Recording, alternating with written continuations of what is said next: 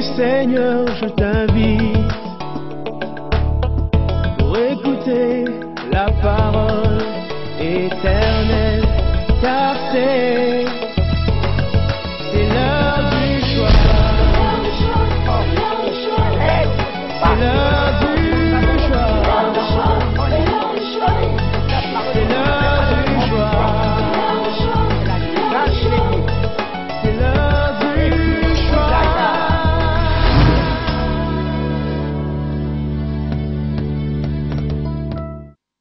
Alors c'est toujours une grande responsabilité pour moi de me tenir devant vous pour apporter la parole de Dieu. Donc nous allons prendre nos Bibles et ouvrir nos Bibles dans 2 Rois. Premier chapitre, nous prenons le premier verset jusqu'au 8e verset. 2 Rois 1, 1 à 8. Moab se révolta contre Israël après la mort d'Akab.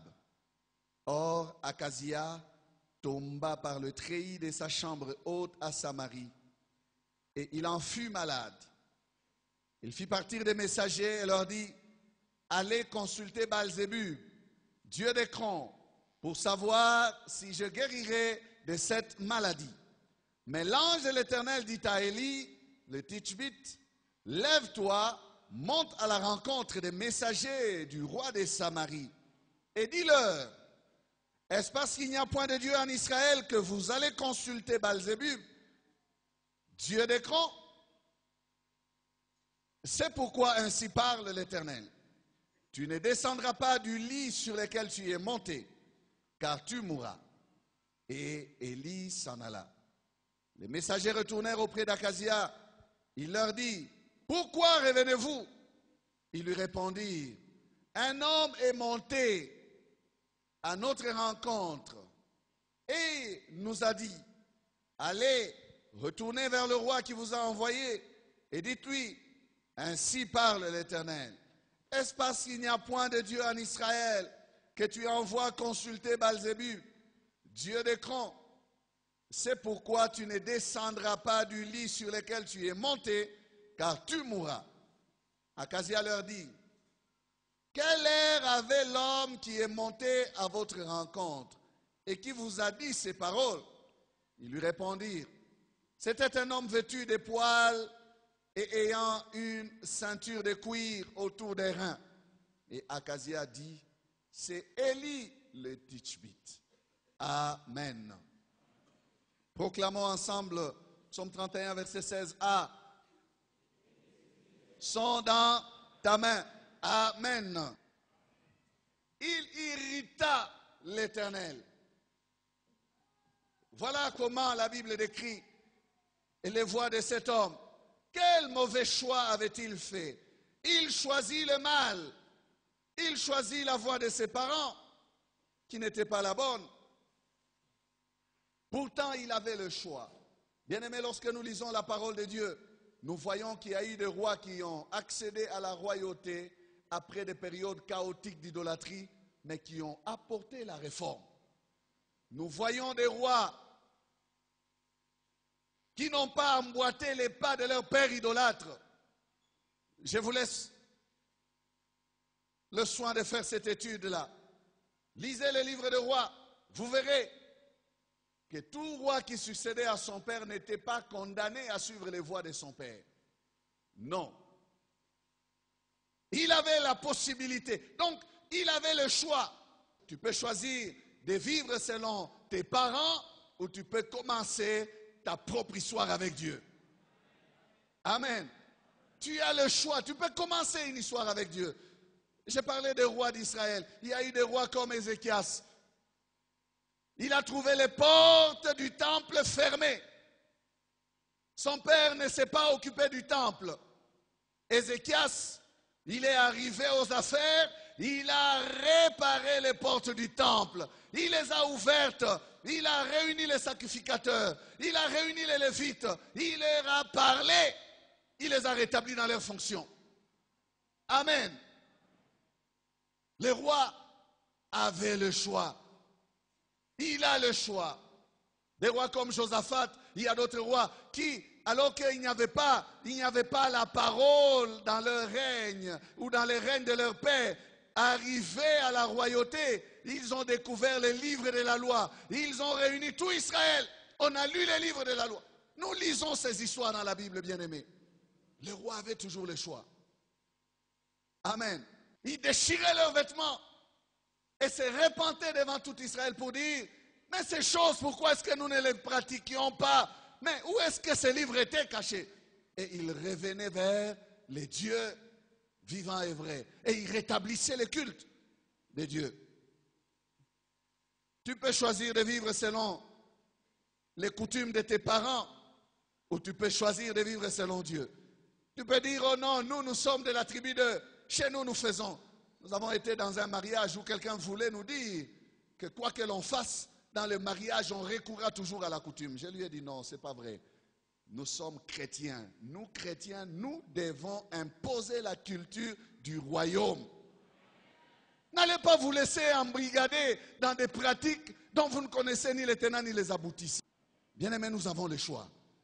Amen, nous avons le choix.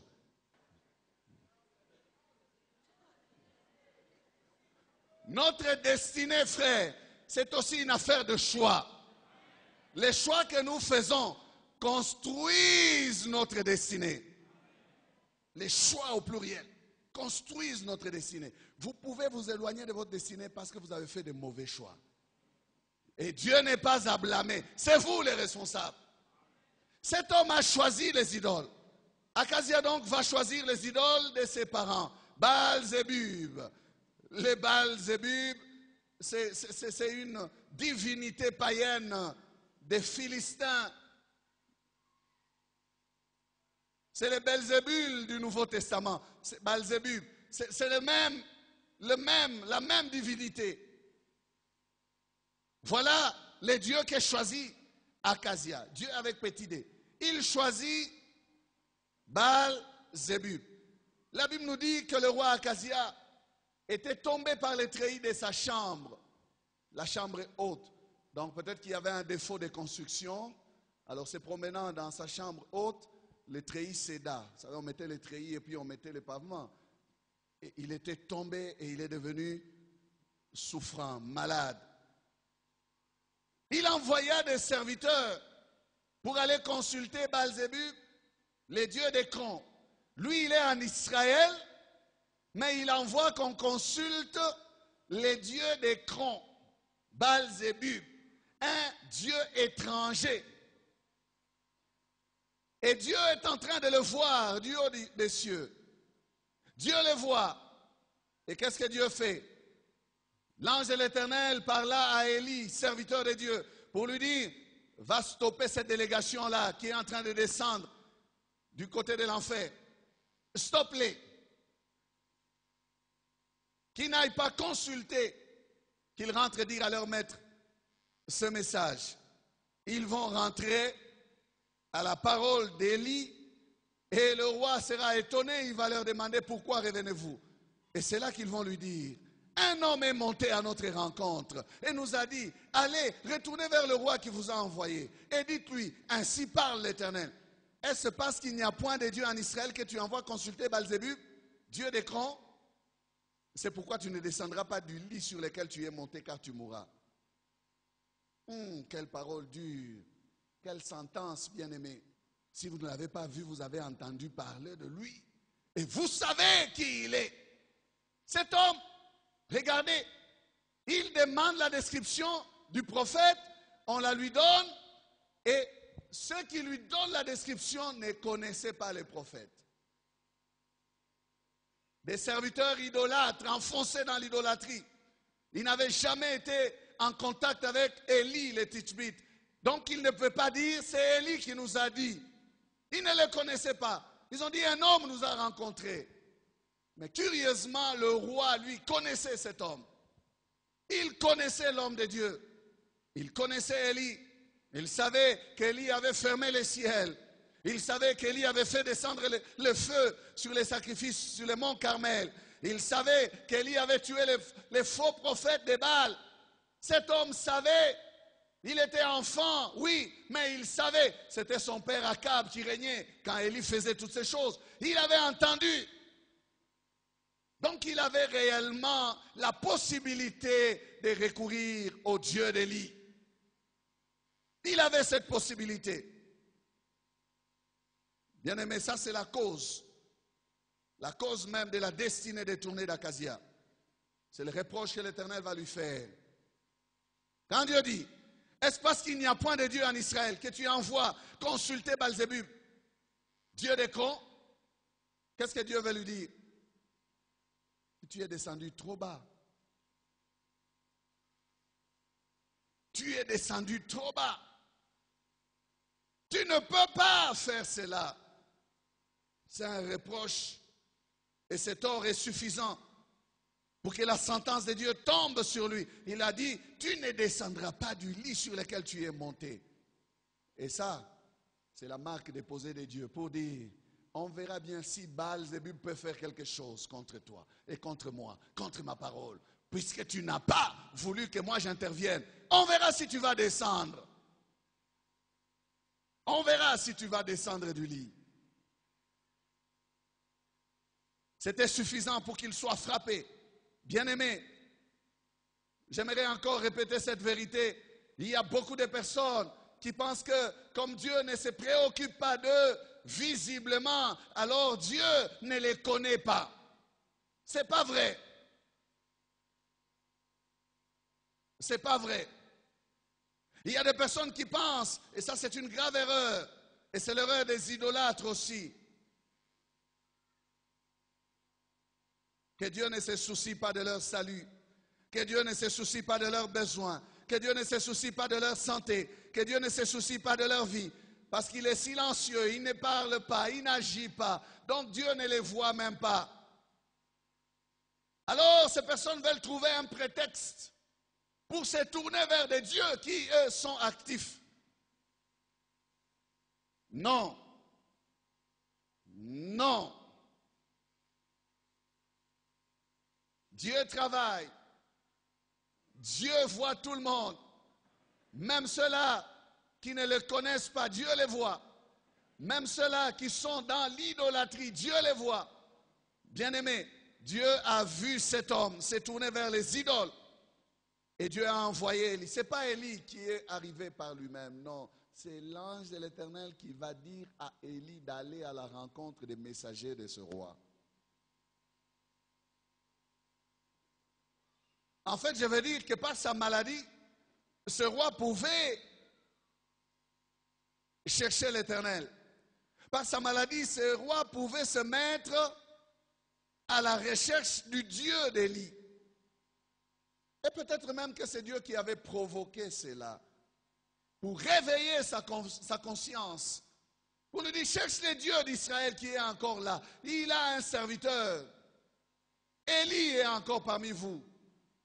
Tu peux le chercher. Au lieu d'envoyer les messagers vers Élie, non, non.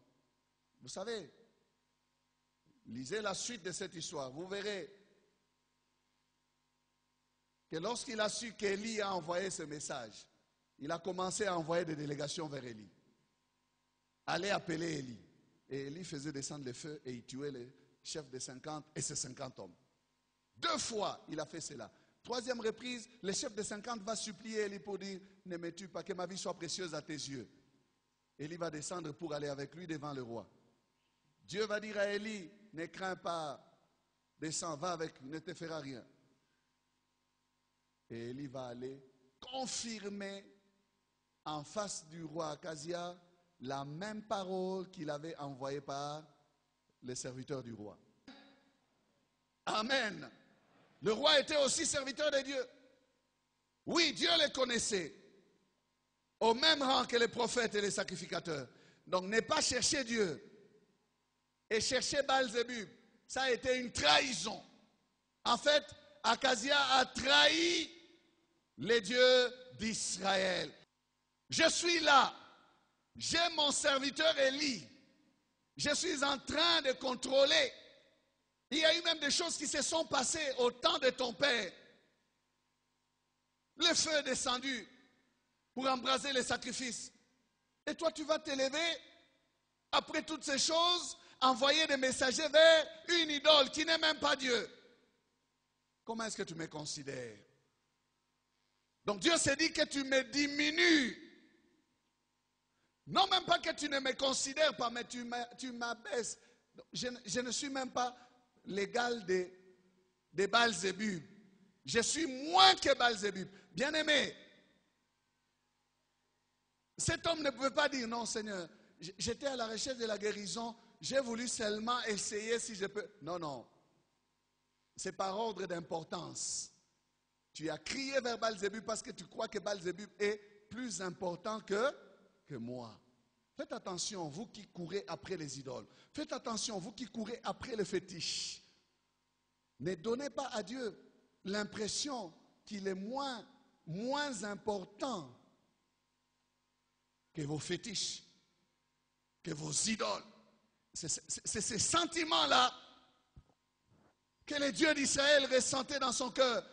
Comment est-ce possible qu'un homme d'Israël puisse se tourner et crier au secours vers Baal-Zébub? C'est pas possible. Écoutez la question de Dieu. Est-ce parce qu'il n'y a point de Dieu en Israël? Donc, s'il y a un Dieu en Israël, essaye-le. Si tu as un Dieu, tu te dis, oh, moi je suis chrétien, moi je suis enfant de Dieu. Pourquoi tu n'as pas une pleine confiance en lui? Pourquoi ta confiance est en partie? Elle est partielle. Elle n'est pas totale. Pourquoi? Bien-aimé, cela équivaut à un affront. C'est un affront. Il a affronté les dieux d'Israël.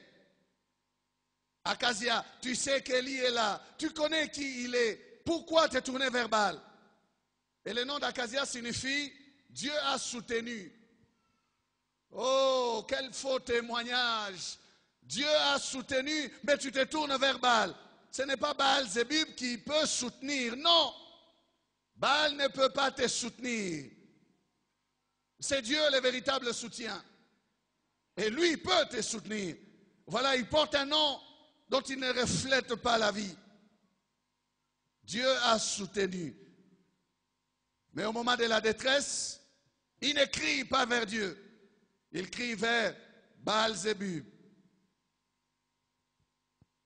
David nous apprend dans le psaume 27, 1 à 3. Il dit ceci. L'Éternel est ma lumière et mon salut. De qui aurais-je crainte?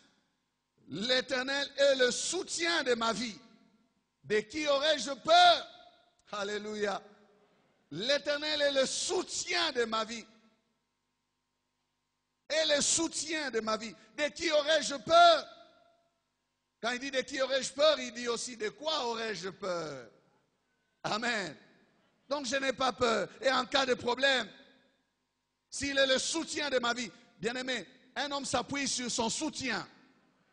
Amen. Un homme s'appuie sur son soutien. Un homme se confie sur son soutien. Il recherche le soutien de sa vie. La première personne que vous appelez en cas de problème, c'est celle-là, votre soutien. Amen. Si vous criez maman, c'est maman. Si vous criez Jésus, c'est Jésus. Ah. Hein? Vous criez qui? Si vous criez Guigui, c'est Guigui.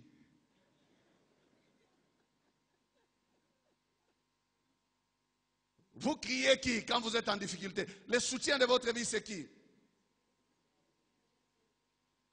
Quand les méchants s'avancent contre moi pour dévorer ma chair, ce sont mes persécuteurs et mes ennemis qui chancellent et tombent. Si une armée s'est campée contre moi, mon cœur n'aurait aucune crainte. Si une guerre s'est levée contre moi, je serai malgré cela plein de confiance. Ah, David, je serai malgré cela plein de confiance. Ça veut dire quoi? Plein de confiance en qui? En mon Dieu. Je ne regarderai pas vers Baal. Bien-aimés, nous voyons la fermeté de notre foi, c'est dans les difficultés. Nous voyons la fermeté de notre confession, c'est devant des problèmes. quand les problèmes viennent, est-ce que tu es encore chrétien? Et quand les conseillers se lèvent, est-ce que tu tiens encore dans ta foi ou tu acceptes les conseils des mauvais conseillers? Tu commences à dire, oui, oui, c'est aussi la prière. Elle a aussi la Bible. La maman là, elle a aussi la Bible. Même si elle donne des plantes, elle donne des histoires, mais c'est aussi la Bible. Il y a des gens qui se calment comme ça, ils disent c'est aussi la Bible. Écoutez, ce n'est pas parce que le féticheur a la Bible devant sa table qu'il est dans la Bible. On peut avoir la Bible sans être dans la Bible. Nous cherchons des personnes qui sont dans la Bible, pas des personnes qui ont des Bibles.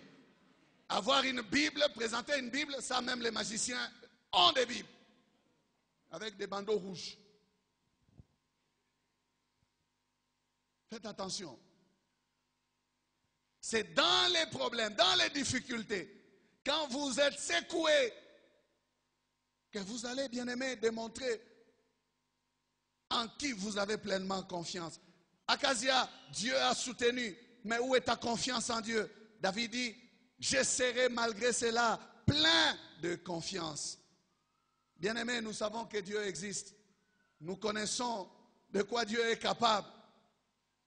Mais nous devons aussi savoir comment Dieu fonctionne. Amen. Et cet homme a ignoré comment Dieu fonctionne. Et l'ange de l'Éternel, en envoyant Élie, lui a rappelé qu'Élie était encore là. Donc l'Éternel était encore parmi son peuple. Puisqu'il avait des serviteurs. Il avait des représentants. Cet homme riche, la scène se passe dans le sein d'Abraham. Lui, il est en train de gémir dans les flammes. Il souffre d'une chaleur atroce. Et quand il regarde, il voit Lazare, le pauvre, dans le sein d'Abraham. Et il commence à parler avec le père Abraham. Il dit, envoie même Lazare dans la maison de mon père, car j'ai là 5 frères, pour que Lazare leur dise des choses, afin qu'ils ne puissent pas, après leur vie, venir ici en enfer où je suis. Je résume. La réponse de père Abraham, dans Luc 16, le verset 29, Abraham répondit, ils ont Moïse et les prophètes, qu'ils les écoutent. Je suis en train d'appuyer cette vérité que la présence d'Élie, c'était la présence de l'Éternel parmi son peuple. On dit même quand un homme partirait d'ici vers eux, ils ne croiront pas. S'ils ne croient pas au message qu'il leur est annoncé. Bien aimé, si vous ne croyez pas à la parole qui vous est annoncée dimanche après dimanche ici, vous ne croirez même pas quand il y aura un ange qui vient et vous dit, je viens tout droit du ciel. Vous ne croirez pas. Vous allez commencer à discuter et vous dire, toi tu viens du ciel, mais comment tu es comme ça? Comment est-ce que j'entends ta voix? Est-ce qu'au ciel il y a des hommes? Vous allez discuter. Alors cet homme va entendre cette réponse. Ils ont Moïse et les prophètes. Quel était le souci de ses grands frères? Grand frère de 5 frères. Son souci c'était de leur éviter de se retrouver dans la condition qu'il avait lui. Là, en train de souffrir dans les flammes. Il dit qu'ils ne vivent pas comme moi, qu'ils sachent faire le bon choix. Voilà ce qu'il était en train de se dire. Oh Père Abraham, permets à ceux qui ne te connaissent pas, qui ne connaissent pas la parole, qu'ils la connaissent, qu'ils évitent de venir ici en enfer. Ils doivent écouter. La parole que nous écoutons, bien-aimés, c'est elle qui nous montre le chemin. C'est elle qui nous montre la voie. Et Jésus a dit, la parole que vous écoutez, c'est elle qui vous jugera au dernier jour.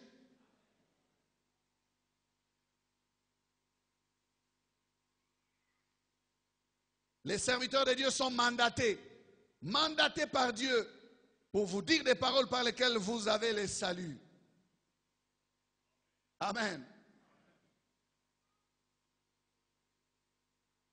Confiez-vous en l'Éternel. Vous réussirez. Et en ces prophètes, vous aurez du succès. Combien croient encore en cette parole?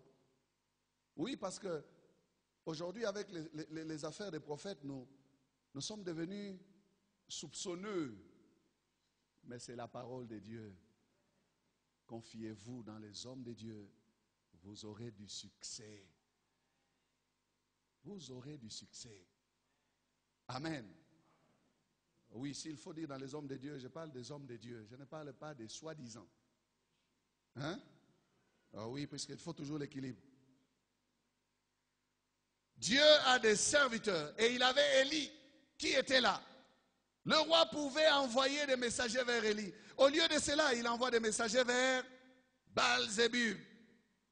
Bien-aimé, ce message d'Akazia est un message de découragement pour quiconque a des projets d'aller chercher les féticheurs, d'aller chercher les idoles. Un message de découragement pour quiconque a envie d'abandonner Dieu. D'abandonner le Dieu vivant d'Israël pour aller consulter les faux dieux, pour se tourner vers des faux dieux, pour se tourner vers des féticheurs, pour se laisser enrôler dans l'occultisme. Les temps sont mauvais. Pour du pain, on vous propose d'entrer dans une loge. Pour les succès, on vous propose d'adhérer dans un mouvement mystique. Pour les succès, pour la gloire de ce siècle présent, tout simplement, on propose aux hommes et femmes d'entrer dans des mouvements. Les temps sont mauvais, bien-aimés. Ce message est un message de découragement, je l'ai dit et je le répète. Pour décourager quiconque est en train de se laisser séduire par toutes sortes de séductions qui frappent notre génération. Faites attention. Dieu vous met en garde. Une fois j'étais dans mon bureau ici, j'ai vu un frère venir aux entretiens. Il a dit, j'ai fait un test quelque part. On m'a proposé les contrats. Et on m'a donné aussi une proposition. Il a dit une bêtise, hein, de sortir avec un homme. Tellement que je souffre. Je ne pouvais pas me décider sur place. J'ai dit, je rentre à la maison, je vais prier, je vais réfléchir. Je suis chrétien. Quand je regarde la souffrance et la condition dans laquelle je vis, je me suis décidé d'aller signer et de sortir avec cet homme. Mais quand je suis arrivé ici, devant l'église ici, une voix m'a dit, est-ce que tu es sûr de la décision que tu as prise? Regarde l'église. Et il a commencé à pleurer. Il dit, je ne peux pas. Je ne peux pas. Pasteur, priez pour moi. Je ne peux pas aller signer ces choses. Bien-aimé, ça ne se passe pas ailleurs. C'est ici à Lubumbashi. Ici à Lubumbashi. Et ces histoires deviennent de plus en plus nombreuses. Nous avons prié et même nous avons baptisé un jeune homme. Sélectionné par un monsieur qui reste sur l'avenue du campus. Sélectionné dans l'homosexualité. Et il avait la mission, à lui tout seul, d'apprendre à 80 jeunes gens au moins l'homosexualité. Ici, dans cette ville. Et il m'a dit, on nous donne des enseignements et on nous donne de l'argent pour séduire les étudiants, les enrôler. Et nous nous réunissons ici, nous nous retrouvons ici, quelque part ici. Je ne vais pas vous montrer l'endroit. Nous nous réunissons ici, quelque part, où nous faisons nos réunions. C'est le grand problème, c'est quoi? La souffrance. Face à l'argent. D'un côté, tu as la souffrance, de l'autre côté, les paquets. Tu as le choix, frère, quand tu regardes. Mais nous devons nous attacher à la parole. La parole dit, c'est par beaucoup de tribulations et de souffrances que nous entrerons dans le royaume. Amen. Je l'ai dit à Kinshasa, là où je suis intervenu à l'Arche, j'ai dit, Dieu est honnête. Dieu ne nous a jamais caché que nous souffrirons. Non, Jésus a même dit, ils m'ont haï, ils vous haïront. Bien aimé, quel est ce maître qui peut dire à ces gens, ils m'ont persécuté, ils vont vous persécuter? Il a dit, Seigneur, nous nous engageons à quoi là? Il est honnête. Vous aurez des tribulations dans le monde. Mais il a dit, prenez courage, j'ai vaincu le monde. J'ai vaincu le monde. Alléluia. Et quand l'apôtre Paul parle, il dit, dans toutes ces choses, nous sommes plus que vainqueurs. Nous sommes plus que vainqueurs. Ce n'est pas la famine, ce n'est pas le deuil, ce n'est pas la mort, ce n'est pas la souffrance, ce n'est pas, bien aimé, la nudité qui peuvent nous séparer de l'amour de Dieu manifesté en Jésus. Ces choses ne peuvent pas nous séparer. Nous pouvons tenir ferme, garder la dignité d'enfant de Dieu, ne pas céder aux sollicitations du diable. Amen. Alors je te décourage, frère. Non, non, n'abandonne pas. N'emprunte pas ce chemin de l'idolâtrie ou de l'occultisme. Je te décourage et je te dis qu'il y a un Dieu vivant qui te connaît et qui te voit. Qui connaît même ta douleur et ta souffrance. Et ce Dieu t'attend, il t'attend. Ésaïe 55, 6 à 7, il dit, cherchez l'Éternel pendant qu'il se trouve. Invoquez-le tandis qu'il est prêt. Que le méchant abandonne sa voie et l'homme d'iniquité ses pensées. Qu'il retourne à l'Éternel, qui aura pitié de lui, à notre Dieu, qui ne se lasse pas de pardonner. Amen. Dieu ne se lasse pas de pardonner. Il pardonne encore. Dieu est encore là. Et la porte du salut est encore ouverte.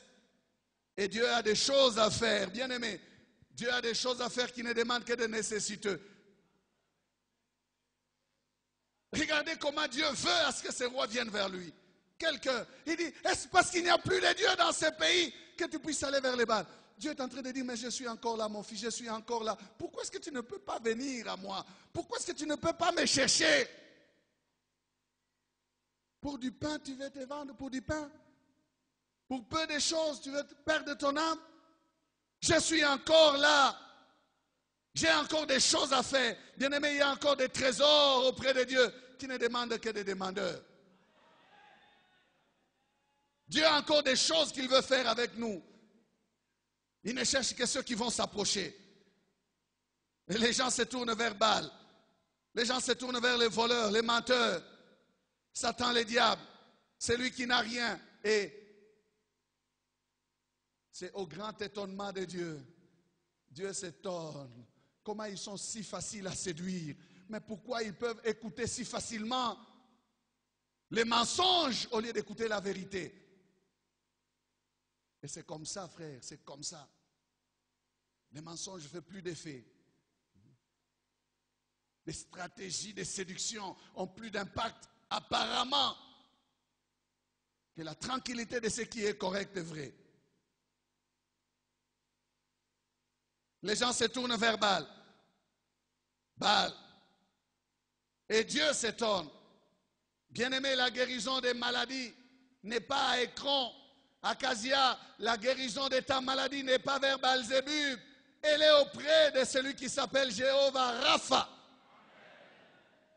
Quand il te reproche, il sait ce qu'il dit. Il dit, la guérison se trouve auprès de moi. Parce que c'est moi l'Éternel qui t'ai guéri. Qui t'ai guéri. La guérison est auprès de l'Éternel. Bien-aimé, c'est à la croix que nos maladies sont portées. Et Jésus nous dit, par ces meurtrissures, nous sommes guéris. Peu importe ta maladie, ne cède pas. C'est auprès de Jésus qu'il y a la guérison. C'est à la croix qu'il y a la guérison des malades ou des maladies. Amen. Par ces meurtrissures, nous sommes guéris. La richesse véritable n'est pas dans l'occultisme. Il y a un semblant de richesse dans l'occultisme, mais la richesse véritable est auprès de Dieu. La bénédiction qui enrichit et celle qui n'est suivie d'aucun chagrin se trouve auprès de l'Éternel. Ceux-là qui ont eu la richesse auprès du diable dans l'occultisme, ils ont eu aussi des enfants idiots.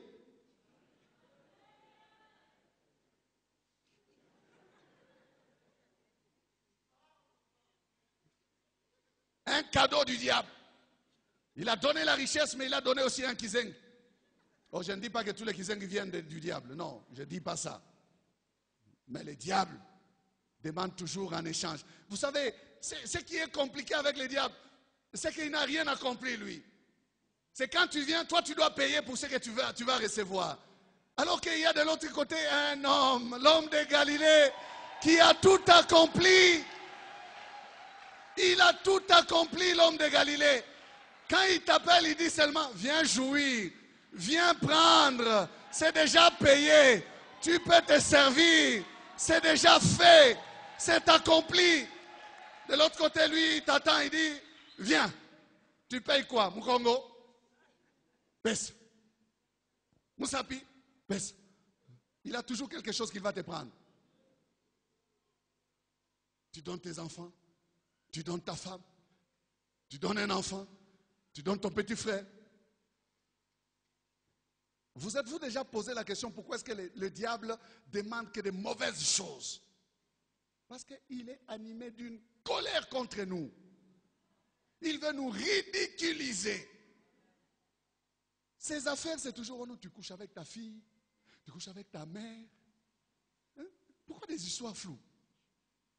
Il ne va jamais te dire, tu te parfumes, tu attends là. Non, non. Il va te ridiculiser, tu sors nu à minuit, et puis tu tournes 18 fois.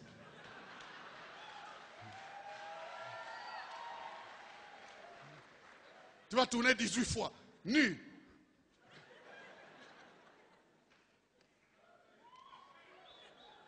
Oh Satan, tu es un menteur.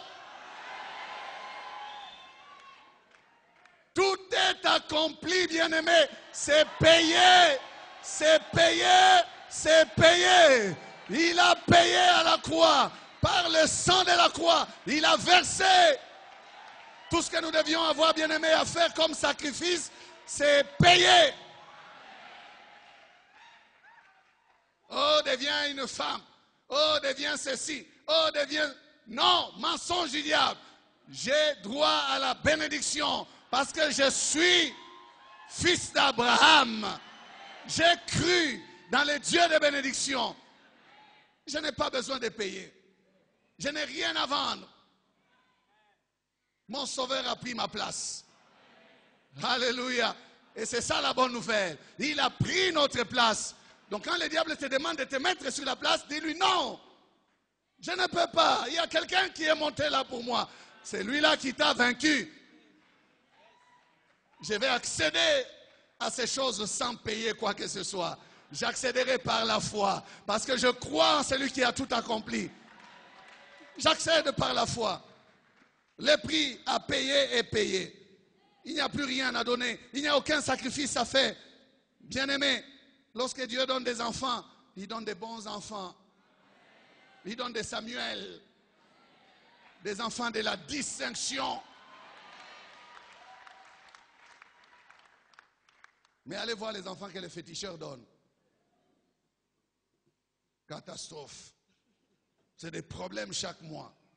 Non, non, non, non, non. Satan exige des sacrifices. À chaque niveau, chaque promotion, il faut payer.